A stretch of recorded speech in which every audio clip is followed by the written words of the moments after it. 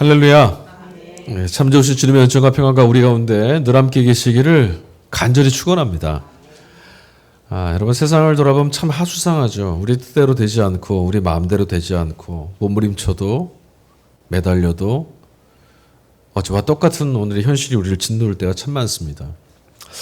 그러나 길을 잃어버린 어떤 사람들 같지 아니하고 구원의 온전한 길, 온전한 구원을 이루시는 하나님께서 이끄시는 생명의 길을 발견하였으니 예수 그리스도를 붙들고 막다른 길에서도 생명의 길 찾아가는 사람처럼 뚜벅뚜벅 올곧게 힘차게 오늘 구약성경 말씀처럼 독수리가 날개치며 올라간 같이 피곤하지 않고 지치지 않고 달려갈 수 있는 우리 모두가 되기를 간절히 축복합니다.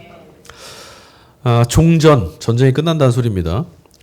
종전을 향한 출구를 찾지 못하고 있는 이스라엘과 하마스 간의 전쟁이 벌써 4개월째 이르렀습니다. 여러분 뉴스를 들어서 아시겠지만 상대를 숨어들은 하마스를 끝장내려고 이스라엘에서는 바닷물을 갖다가 하마스가 숨어들은 그 땅굴에다가 들이붓고 있습니다. 그런 모습을 보면 전쟁 빨리 끝내려고 저러나 보다. 저렇게라도 빨리 끝내야겠다 이런 생각 하시는지 모르겠지만 저는 그 이스라엘의 모습 속에서 사륙과 보복의 눈먼 그런 참혹하고 끔찍한 모습밖에 보이질 않습니다. 뿐만 아니죠. 어느새 벌써 전쟁 발발 이후 2년이나 지났습니다. 우크라이나와 러시아 간의 전쟁도 여전합니다.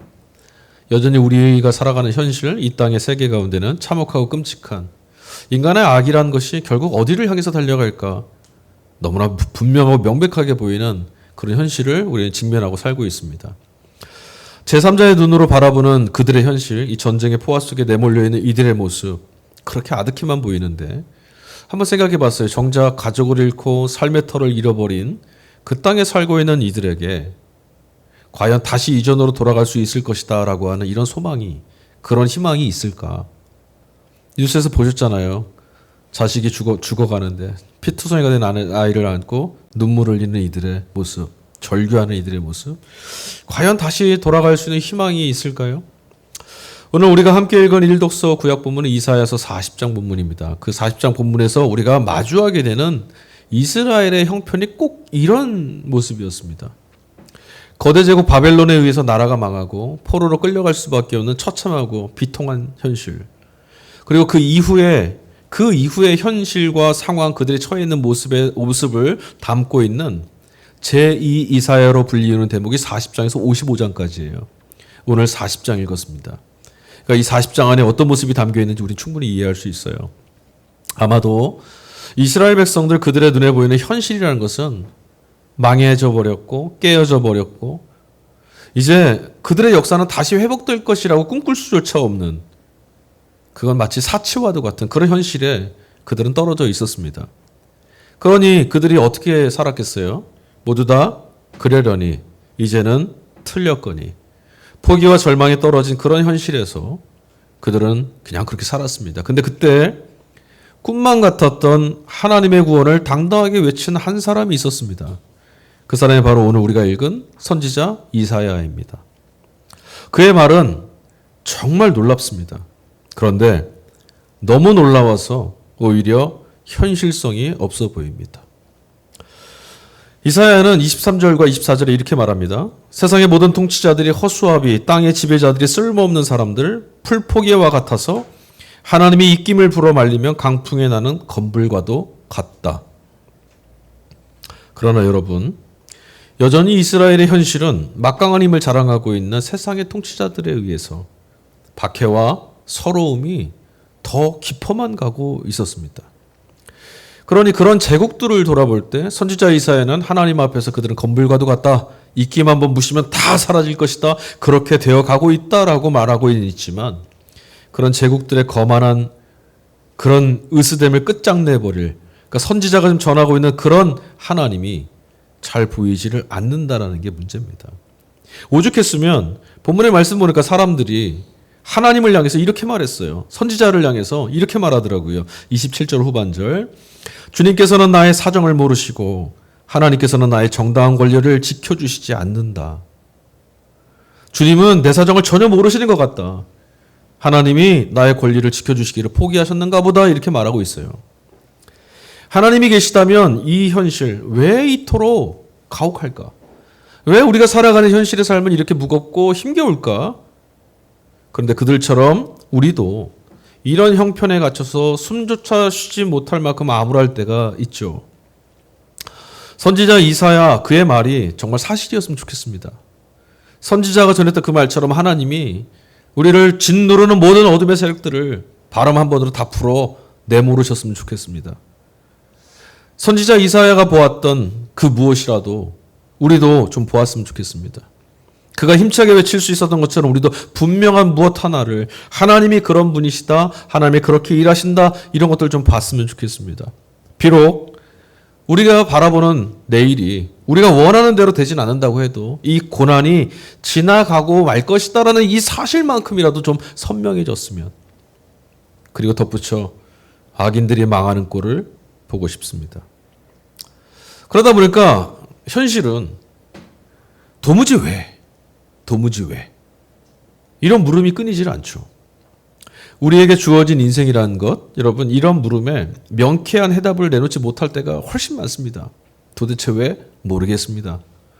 아무리 기도를 열심히 해도 어느 편을 선택해야 하는지조차도 분명하게 답으로 주어지지 않을 때가 많습니다. 갈림길에 섰을 때 무엇을 해야 되는지, 또 나는 무엇을 할 수 있을 것인지 아무것도 보이는 게 없어서 답답한, 그런 답답함이 우리가 한 걸음도 나갈 수 없고 아무것도 선택할 수 없게 만드는 답답함이, 여러분 가만히 돌아보면 세상을 다 덮고 있는 것처럼 보이질 않습니까?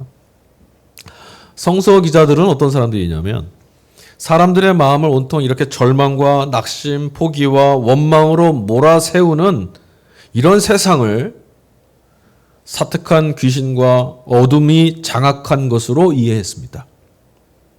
우리가 어찌할 수 없는 그런 것들은 정말 우리가 누구라도 어찌할 수 없는 대단한 세력들입니다. 여러분, 귀신들과 싸워서 어둠이 덮여있는, 세상을 덮고 있는 어둠을 여러분 걷어내실 수 있겠어요? 그런데 그런 현실 안에서도, 우리도 그런 현실에 떨어져 있는데도 성서 기자들은 우리와 다른 것들을 보고 있습니다. 이사야 선지자의 말입니다. 31절. 오직 주님을 소망으로 삼는 사람은 새 힘을 얻으리니 독수리가 날개치며 솟아오르듯 올라갈 것이요 뛰어도 지치지 아니하며 걸어도 피곤하지 않을 것이다. 아멘. 저는 우리 모두에게 이런 은혜가 있기를 간절히 소망합니다. 예. 독수리가 날개치며 솟아가 올라갈 것이요 뛰어도 지치지 않고 걸어도 피곤하지 않게 되는, 어둠 속에서도 사특한 어둠의 영들의 억압과 폭압 앞에서도 지치지 않고 고나지 않게 살아갈 수 있는 전제가 뭡니까? 오직 주님을 소망으로 삼는 이들에게. 성서 기자가 전했던, 이 이사야 선지자가 전한 이 전승에 참여했던 이스라엘 공동체는 모두 알고 있었습니다. 무엇을 알고 있었냐면 하나님께 끊임없이 길을 묻고 하나님께 나아가는 이들에게, 주님을 향해서 기도하고 하나님을 향한 찬양과 예배의 자리를 포기할 수 없던 이들에게 어떤 절망과 어떤 어둠이 찾아오더라도 제 몫의 선택으로 하나님이 주신 삶을 기쁨으로 받아들일 수 있는 용기를 가져다 주시는 분이 하나님이시라는 것, 그들은 믿었습니다. 오늘 복음서 말씀도 사실 이런 절망적인 상황에 떨어진 어떤 시대, 어두움이 사람들 마음대로 온통 뒤덮고 있는 어떤 그런 상황, 이스라엘 유대 백성들이 놓여있는 그런 상황을 우리에게 반영해주고 있습니다. 자, 오늘 읽은 복음서 말씀 안에는 한 덩어리가 아니라 짧은 3개의 덩어리의 이야기가 들어있어요. 기억하십니까? 방금 전에 읽었는데. 자, 첫 번째 단락은 29절에서 31절까지 베드로, 시몬의 장모가 10병에 알아 누웠습니다. 그러니까 시몬, 베드로의 장모의 10병. 이게 첫 번째 단락이고, 32절에서 34절까지는 해질녘에 만났던 귀신 들린 사람들 이야기입니다. 세 번째, 35절에서 39절은 새벽에 주님이 기도하고 계시는데 사람들이 찾아왔어요. 그들과의 이야기. 이게 3가지입니다. 우리는 이 본문을 읽을 때 주님께서 나는 이 복음을 전하러 이 땅에 왔다. 그래서 말씀 전하시 전도하는 것, 이 대목이 나온단 말이죠. 39절에. 그래서 이 말씀을 읽을 때 전도해야겠다. 이렇게 말씀을 이해합니다. 하지만 여러분, 이 3가지 단락의 짧은 이야기들이 우리에게 지금 보여주고 있는 것은 지금 우리가 어떤 현실에 떨어져 있는지, 그때 유대 백성들은 어떤 상황과 어떤 역사의 한복판에 내동댕이 쳐져 있었는지 그걸 보여주는 거예요. 자, 이 세 가지 이야기, 서로 다른 연결점 없는 것 같은 이 세 가지 이야기에 공통적으로 나오는 표현이 있습니다. 뭘까요? 공통적으로 등장하는 표현이 있어요. 쫓아내다 라는 뜻입니다. 시몬 베드로 장모의 열병을 주님이 고쳐주셨어요. 열병이 떠나갔습니다. 쫓아낸 거예요. 근데 여러분, 열병이 떠나갔다라고 하는 이 첫 번째 이야기도 사실은 귀신이 떠나갔다라고 하는 두 번째 이후의 내용과 같은 말입니다. 실제로 성서를 기록했던 당시에는, 지금 우리 시대 말고죠, 성서를 기록했던 그 옛날의 당시에는 첫 번째 이야기도 똑같은 거였던 거예요. 왜냐? 병을 고치는 일이나 귀신을 내쫓는 일이 그때 사람들에게는 똑같아 보였다는 거예요. 여러분, 오늘 같은 시대에 그 무슨 회계망측한 소리냐, 병이 걸렸으면 병원 가야지, 그게 어떻게 귀신과 같은 일이냐 생각하시겠지만 그렇지 않습니다. 실제로 지금도요, 여러분, 심각한 병에 걸리거나 불치병에 걸리거나 이럴 때 악한 영에 사로잡혀서 그런 것이다, 귀신이 떠나면 병이 나을 것이다, 이런 믿음과 신앙들은 비일비재합니다. 자, 그리고 특히 복음서에 귀신 얘기가 참 많이 나오거든요. 예수님이 귀신 쫓아내셨고 제자들에게도 귀신을 내쫓고 병든 자를 고치고 이런 사명 맡기셨잖아요. 그런데 여러분, 귀신 얘기 많이 나온다고 그래서 여러분 전혀 이상하게 보실 이유가 하나도 없습니다. 몸, 영혼, 건강, 인생, 그리고 세계를 이해하는 오늘 저와 여러분들의 세계관과 성서 기자들이나 초기교회 공동체, 초기교회 성도들이 살아갔던 그 시대의 세계관이나 가치관, 시선은 전혀 같지 않습니다. 이 사실을 먼저 여러분 아셔야 돼요. 그들과 우리가 보는 방식이 똑같고 보는 게 똑같다 생각하신다는 건 그렇지 않아요. 예를 들어 볼게요, 여러분. 이제 밤하늘에 이제 하늘을 올려다보시면 이제 달이 보름달 크게 뜰 겁니다. 달이 떠 있는 모습을 가만히 보시면 어떻습니까? 온통 하얀가요? 자세히 들여다보시면 뭔가 이상한 게 보일 거예요. 거무스름한 것들. 그렇죠? 그게 사실은 우주먼지나 해성들이 충돌하면서 움푹움푹 파인 자리란 말이에요. 근데 우리가 이 땅에서 보면 저 멀리에 있는 그 달의 모습이 뭔가 거무스름한 뭐가 있어 보여요. 그래서 뭐라고 말했죠? 달에는 절구를 찢고 있는 토끼가 산다. 그렇게 얘기했어요. 우리 조상들, 아니 저도 어렸을 때도 그렇게 믿었어요. 저도. 이런 고대인들의, 옛날 사람들의 사고, 그들의 인식, 여러분 지금 우리의 눈으로 보면 되게 어리석죠. 달에 무슨 토끼가 삽니까? 터무니없어 보입니다. 과학의 눈으로 관찰하지 못했을 뿐, 그러나 그런 달의 모습을 그때 그 사람들은 그들의 시선, 그들의 시야, 그들의 능력 안에서 보았다라고 하는 사실만큼은 변함없어요. 사실이에요. 본 거예요. 우리가 보는 방식과 다르게 봤을 뿐이죠. 이처럼 당시의 사람들은 인간의 영, 인간의 삶, 우리의 살아감, 이런 것들을 파괴하고 불행으로 몰아넣는 근본적인 원인이 어디 있다라고 봤냐면 보이지 않는 무엇인가에 의해서 삶이 파괴되고 있고 내 기쁨이 파괴되고 있고 우울하고 절망스럽고 질병에 걸리고 역사가 이렇게 엉망진창이 됐다고 생각했어요. 그걸 뭐로 이해했냐? 악한 영이 개입해서 그렇다. 이해한 거예요. 그러니까 결국 인생이 행복해지려면 어떻게 되겠습니까? 악한 영을 내쫓는 것밖에 답이 없죠. 그렇지 않겠어요? 하지만 여러분, 오늘 우리 시대를 한번 돌아보십시오. 정작 우리는 왜 이런 일들이 일어나는지에 대해서는 전혀 모릅니다. 우리는 이것을 가지고 이해하고 어떤 현상인지 파악하고 어떻게 해야 된다는 건 다 과학적으로 말하는데 이런 일들이 도대체 왜 일어나느냐? 답하지 못하는 게 훨씬 많아요.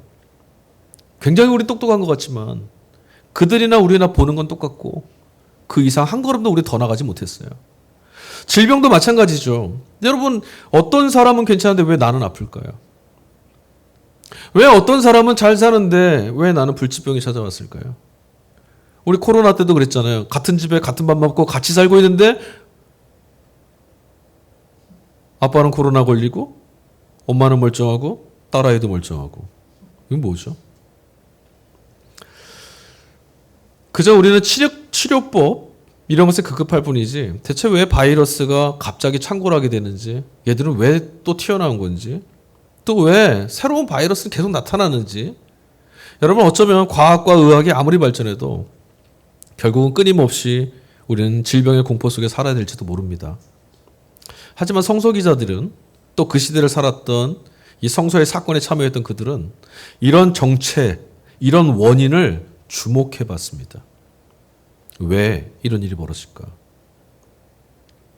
어떻게 하면 좋을까? 먹고 살기 바쁜 급급한 우리와 달리 도대체 왜 이런 일이 생길까?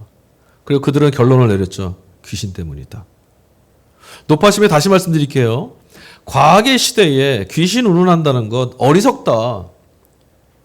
섣불리 이렇게 비난하는 것, 여러분 이 섣부른 비난이 그것이야말로 어리석은 행동이에요. 당시의 사람들로서는 그렇게밖에 세상을 이해할 수가 없었어요. 물론 이와 반대 분들도 있습니다. 무조건 모든 것들을 다 귀신 현상으로 치부하는 거예요. 정말 많아요. 건강이 상하거나 어려운 일이 생겼을 때 뿐만 아니라 윤리 도덕적으로 뭔가 잘못을 저질렀을 때도 모두 다 귀신 탓하는 분들이 있어요. 네. 저는 듣다 가난의 영 이런 것도 들어봤어요.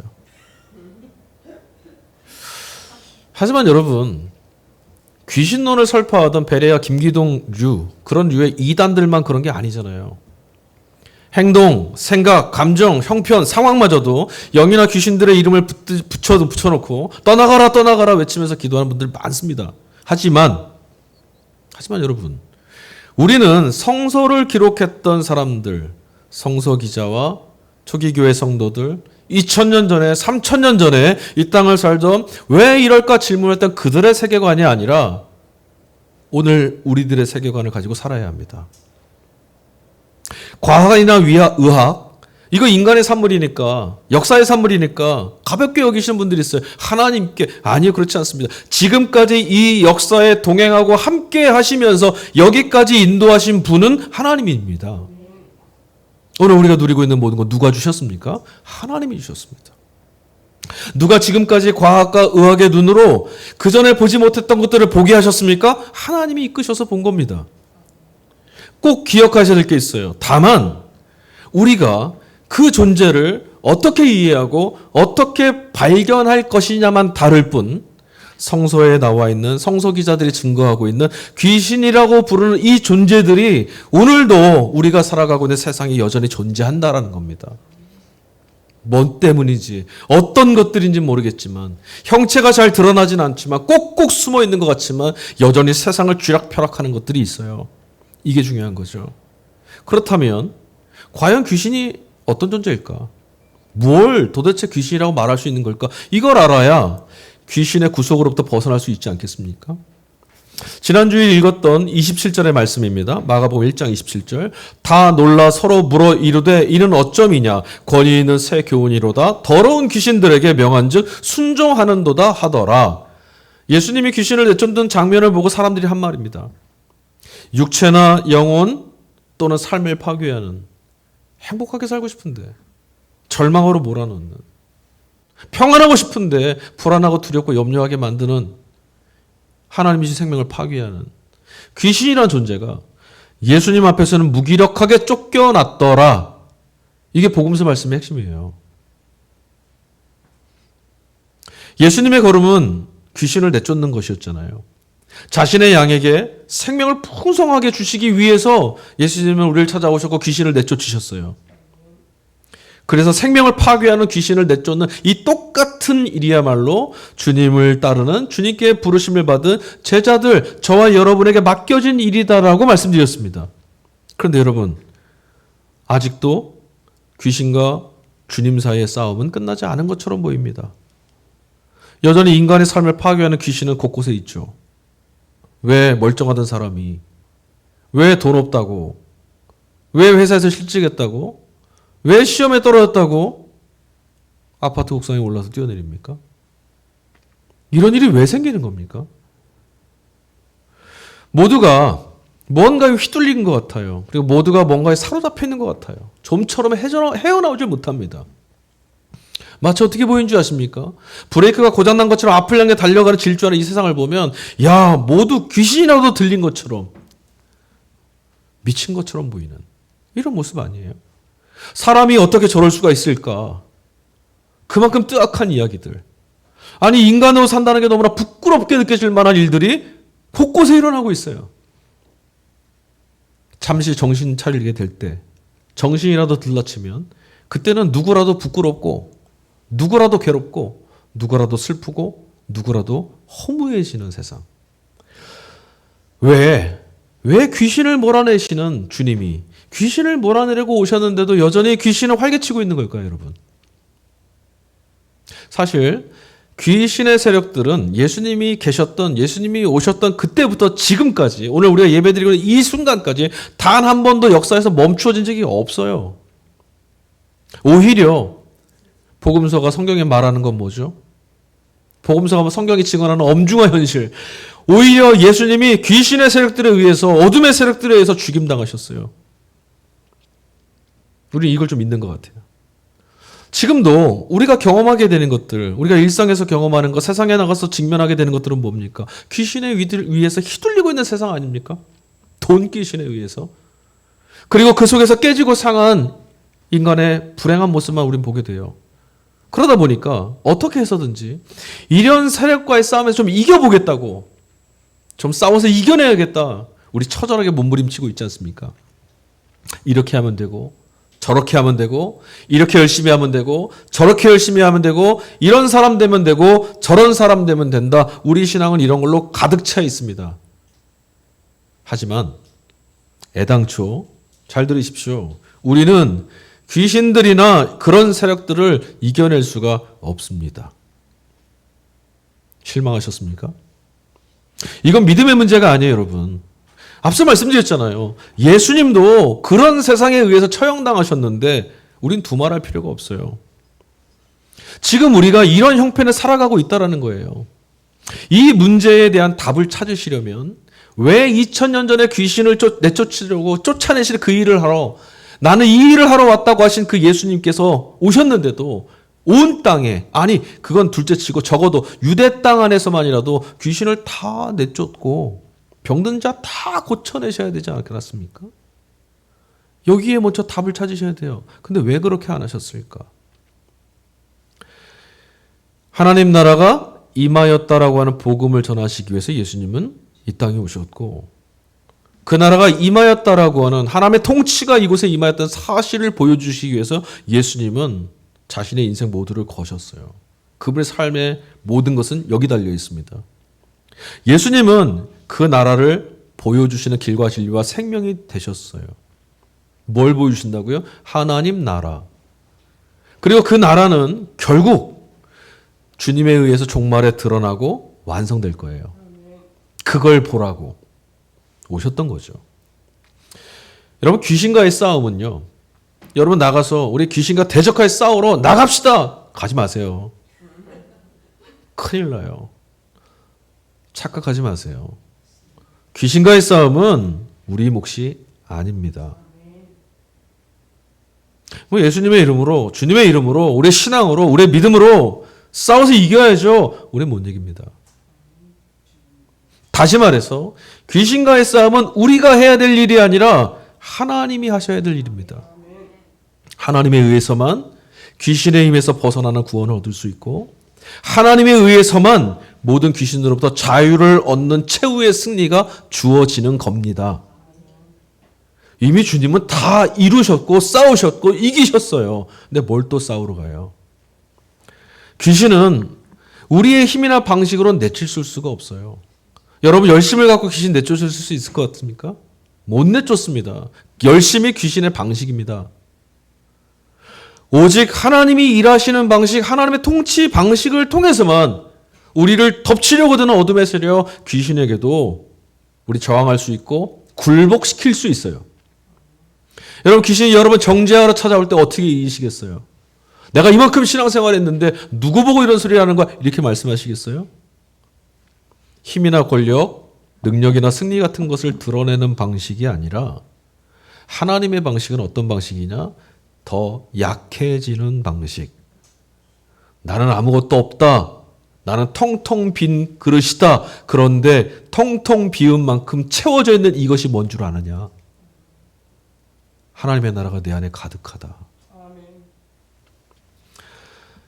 이 핵심이 뭡니까? 오히려 약해져야만 드러나는 하나님의 통치 방식, 오히려 강함을, 힘센 것들을, 명예를, 성공을 무기로 삼는 세상과 그런 세상을 호령하고 있는 귀신과 어둠의 세력과 싸워서 이기는 하나님 방식, 약해지는 방식, 그 핵심이 어디 있습니까? 바로 우리가 믿고 바라보고 지향하는 예수님의 십자가, 그것 아닙니까? 귀신은 우리 생명을 파괴하는 걸 무기로 삼습니다. 힘을 가지고요, 뭘 한다고요? 생명을 파괴하는 일을 해요. 유대 종교 지도자들도 그랬고 로마의 권력도 그랬습니다. 생명을 파괴했습니다. 그들의 힘, 그들의 권력, 그들의 명성, 그들의 성공은 생명을 짓밟고 파괴하고 죽였습니다. 그러나 여러분, 그런 힘은요, 적어도 죽은 자에게는 더 이상 공포, 강요, 억압이 될 수 없습니다. 하지만 예수님은 어떻게 하셨습니까? 십자가의 죽으심으로 귀신의 세력을 무력화하셨고 무효화시키셨어요. 죽었노라. 더 이상 공격 무기가 되질 않아요. 그러나 하나님이 다시 살리셨노라. 하나님이 다시 살린 생명은 너희가 죽일 수 없다. 그게 부활 아니에요? 여전히 우리는 명확한 답을 찾습니다. 귀신의 방해가 없고 어둠에 기만당하지 않고 짓눌리지 않고 형통하고 복된 삶을 살기를 우리 소망합니다. 이건 인간이라면 누구나 똑같죠. 그렇지 않습니까? 여러분 행복해지고 싶으시잖아요. 평안해지고 싶죠. 당연한 겁니다. 하지만 적어도 주님은 우리를 당신의 제자로 불러주셨어요. 제자로 부르셨다라는 것은 그저 아무 일 없이 그냥 그런 어떤 삶을 사는 것이 아니라 귀신을 내어쫓고 귀신을 제어하고 병든 이들을 고치는 이 일을 우리에게 맡기셨다는 거죠. 우리가 해야 될 일이 이건데 오늘 본문의 말씀에 읽다 보면 의문점 하나가 남아요. 34절인데요. 병을 낫게 하시고 귀신을 내쫓으신 뒤에 일어난 일이에요. 그는 온갖 병에 걸린 사람들을 고쳐주시고 많은 귀신을 내쫓으셨다. 예수께서는 귀신들이 말하는 것을 허락하지 않으셨다. 그들이 예수가 누구인지를 알았기 때문이다. 이상하지 않으세요? 여러분 한번 생각해 보세요. 만약에 귀신들이 병에서 고침을 받은 사람들이 귀신에 사로잡혔다가 해방을 얻은 사람들이 밖에 나가서 이제 말하는 거죠. 야, 저 나사렛 예수가 병도 고쳐줬고 그의 말에 귀신도 내쫓기더라. 그럼 사람들이 어떻게 할까요? 얼마나 열광했을까요? 오늘 말씀도 보니까 사람들이 열광해서 사람들이 예수님 곁에 막 몰려들었다고 제자들이 사람들이 주님을 찾고 있습니다. 막 이렇게 말해요. 수없이 많은 사람들이 주님께 열광하고 뒤따를 겁니다. 저도 이런 생각 해봅니다. 가끔 말씀드렸잖아요. 제가 설교를 일주일 내내 피가 터지도록 준비하고 설교를 해도 사람들은 마음은 움직이지 않습니다. 그러나 제가 만약에 여기서 말기암에 걸린 어떤 사람 기도해 줬더니 각혈을 하고 피를 토하더니 병이 나았더라. 아마 구름대 같은 사람들이 몰려들 겁니다.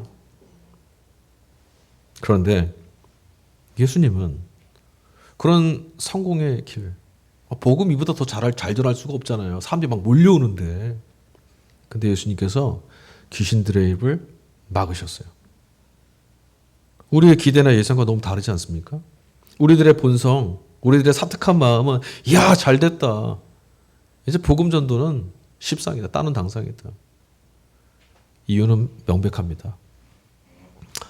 악하고 더러운 귀신들을, 그런 세력들을 몰아내고, 여러분 우리가 예수님을 믿는다라고 하는 이 선택은요, 우리 안에서 일어나야 될 일입니다.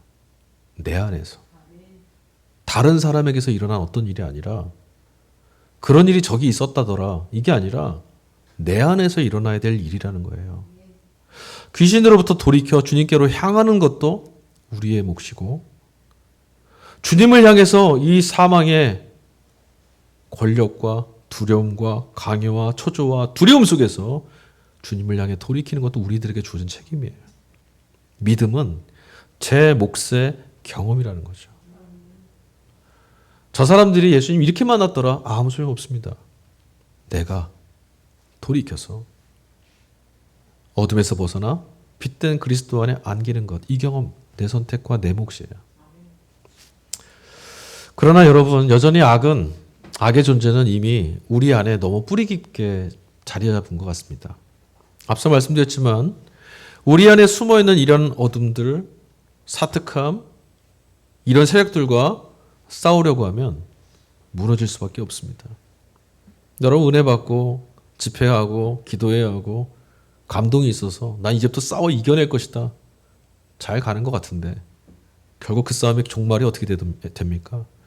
또 그런 곳에 가서 나는 못했습니다. 울부짖고 있지 않습니까? 안 되는 거예요. 어둠을 물리치기 위해서는 빛이 필요한데 우리 자신은 빛이 아니잖아요.